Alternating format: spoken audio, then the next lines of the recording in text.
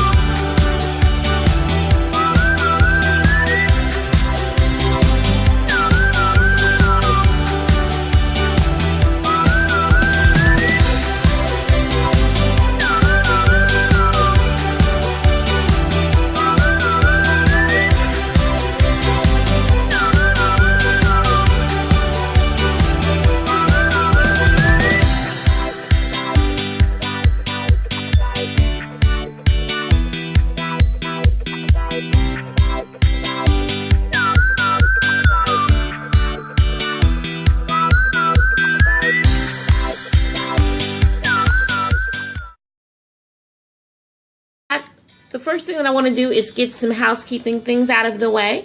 This is just a very short video on a country that is too beautiful to cover in just a few minutes in a YouTube video, right? So I will be having all of the information I'm going over today, as well as a lot more facts and details in my blog, which you can locate on anywherebuthere.com, as well as if you have any questions about Montenegro that I didn't cover, feel free, guys, to email me at travelanywherebuthere@gmail.com.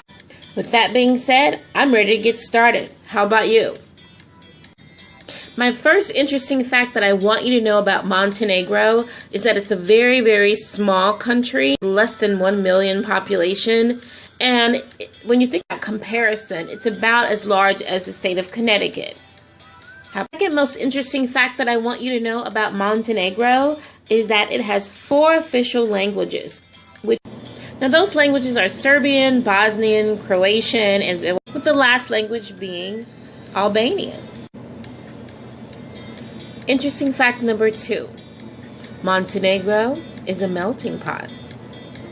Third interesting fact that I want you to know about Montenegro is that it borders the Adriatic and Albanian Sea. So when you think about a country so small that is surrounded by lots of water, I'm going to give you a bonus.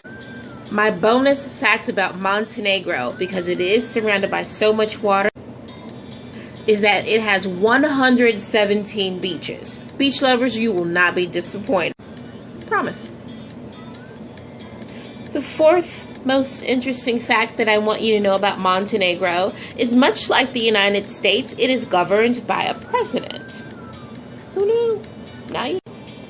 My fifth and final fact, most interesting fact, that I want to share with you on Montenegro houses the oldest olive tree ever. She is 2,000 years old, and she looks amazing. I'll show you the picture.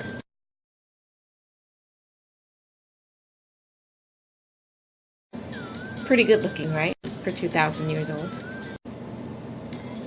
I know what you're thinking. She's a little zany, and I am.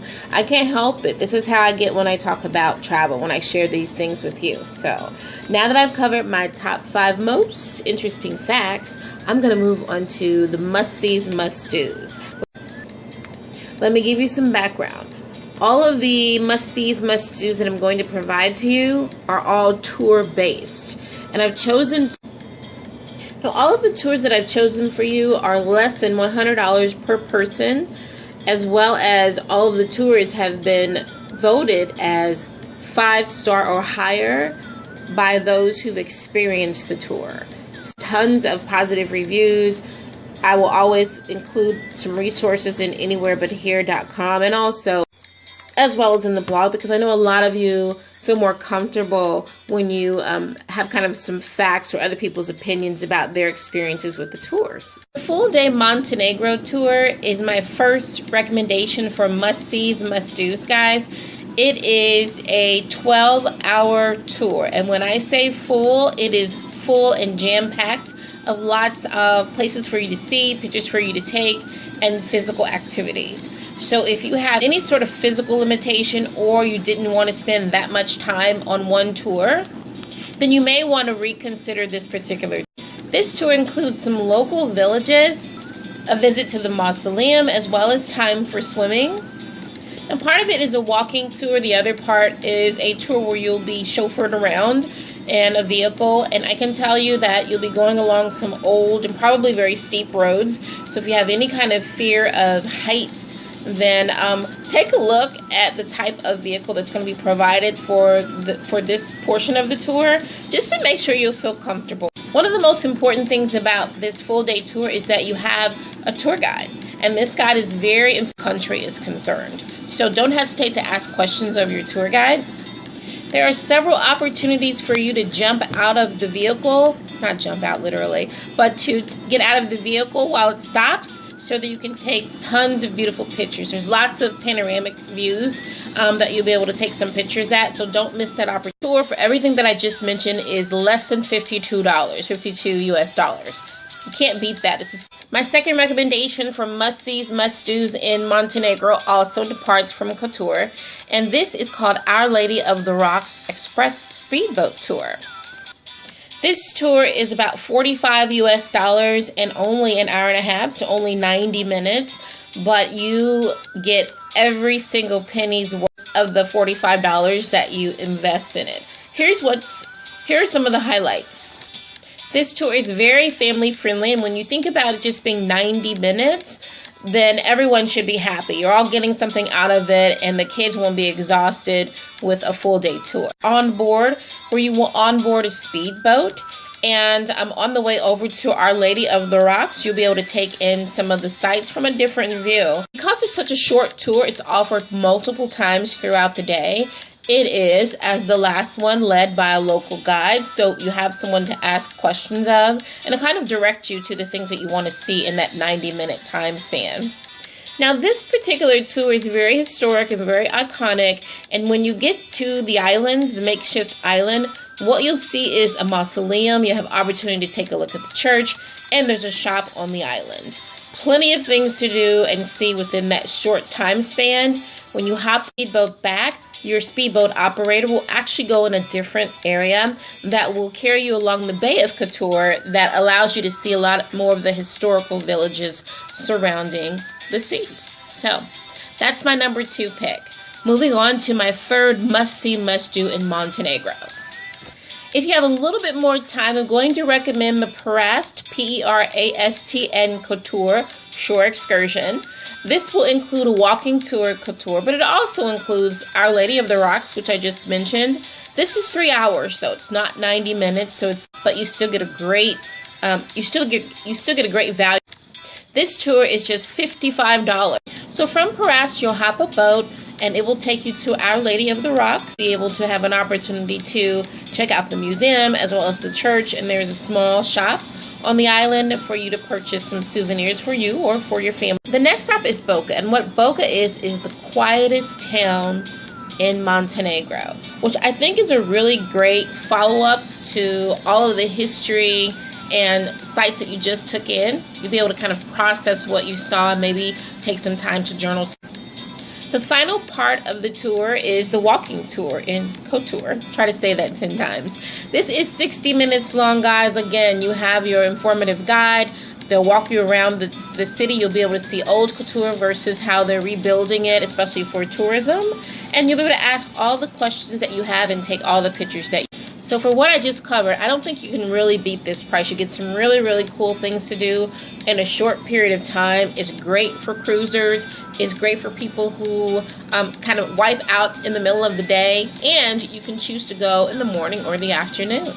That's my number 3 pick. Moving on to number 4. You probably will not believe me when I tell you that this next tour is just $10 US. You think, What in the heck can I get for 10 US dollars when I'm in another country? Well, as I mentioned, Montenegro is small. It's growing. One of the biggest areas that they're growing in is tourism. So it's so important for the country to provide tours that are financially realistic for everyone. This tour is all about art. Here's what we've got for you. The Duckley European Art Center. You have the opportunity to meet the artists, see the galleries, ask questions of them. It's a really close and personal, very intimate setting.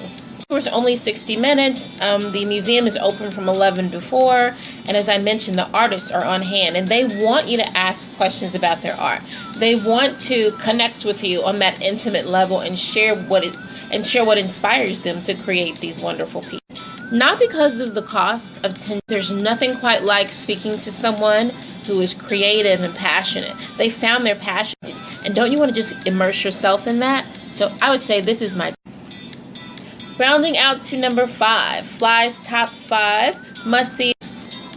My final pick for Fly's top 5 for Montenegro is a wine-making experience with wine ambassador at the Adriatic winery. For the small fee of 46 US dollars, here's what you get. 1 hour of wine making, a visit to one of the oldest wineries, detailed information about how complex it is to make a really good wine, and the very small sample of your own wine that you've created. This is ideal for wine lovers like me. There you go, guys. I've provided you with my top 5 most interesting facts about Montenegro, as well as my top 5 must-sees, must-dos while you're visiting. Next, here's what I want you to do next. Go to anywherebuthere.com. Take a look at, and it will have all the information that I went over today and much more along with pictures. So thanks for joining me. I appreciate it. See you next time.